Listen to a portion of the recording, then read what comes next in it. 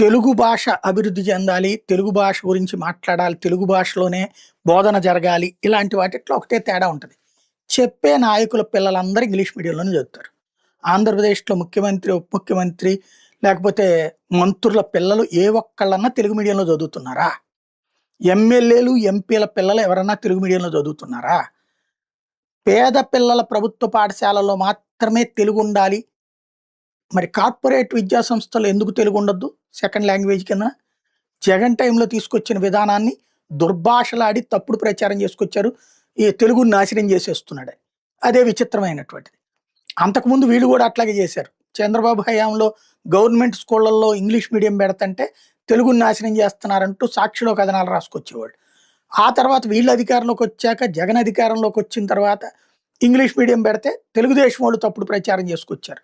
ఇప్పుడు జరుగుతున్నది ఏంది అంటే మొన్న తెలుగు భాష సభలు జరిగినాయి. ఆ సందర్భంగా ఆంధ్ర సారస్వత పరిషత్ కొన్ని తీర్మానాలు చేసింది.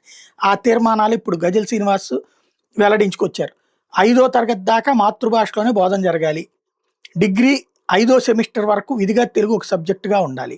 ఇది చంద్రబాబు గారు చేసే ధైర్యం ఉందా? చేస్తే యాక్సెప్టబుల్. ముందు అసలు ఆళ్ళ పిల్లలకు ఉన్నదా? ఆళ్ళ కుటుంబాలకు సంబంధించిన వాళ్ళు కావచ్చు, లేదా వాళ్ళ ఎమ్మెల్యేలు, ఎంపీలకు సంబంధించిన కుటుంబాలకు కావచ్చు. ఆంగ్ల మాధ్యమంలోనే బోధించాలని ఇచ్చిన జీవోని రద్దు చేయాలి. ఇది చేస్తే ఆటోమేటిక్‌గా ప్రజా తిరుగుబాటు వస్తుంది. చట్టసభలు, ప్రభుత్వ కార్యాలయాలు, చర్చలు, సమావేశాలు, ఉత్తర్వులు తెలుగులో ఉండాలి.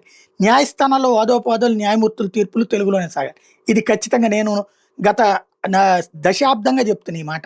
ముందు ఫస్ట్ మనం పోలీస్ స్టేషన్లలో, కోర్టులలో తెలుగు భాషలో తెలుగు ఎఫ్ఐఆర్‌లు, తెలుగు న్యాయ న్యా ఏది ఆర్గ్యుమెంట్స్ జరగాలి. అప్పుడు మార్పు సాధ్యమవుతది. ప్రాథమిక పాఠశాలలో విధిగా తెలుగు పండితులు నియమించుకోవాలి. ఇది మంచి నిర్ణయం. ఇది మంచి డిమాండ్. విద్యాలయాల్లో వారానికి 3 రోజులు గ్రంథాలయ సమయం ఇవ్వాలి. దేవాలయాల్లో జరిగే ఉత్సవాల్లో హరికథ, బుర్రకథ, తోలుబొమ్మలాట వంటి కళారూపాలు ఉండాలి.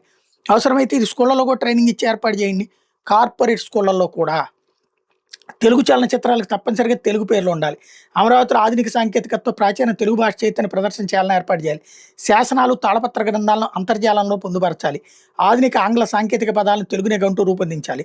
రాష్ట్రేతర ప్రాంతాల తెలుగు భాష పరిరక్షణ ప్రత్యేక సమితులు ఏర్పాటు చేయాలి. ఇతర రాష్ట్రాల పాఠశాలల్లో తెలుగు బోధనకు ఎదురవుతున్న సవాళ్ళను ఆయా ప్రభుత్వాలతో చర్చించి పరిష్కరించాలి అన్నటువంటిది.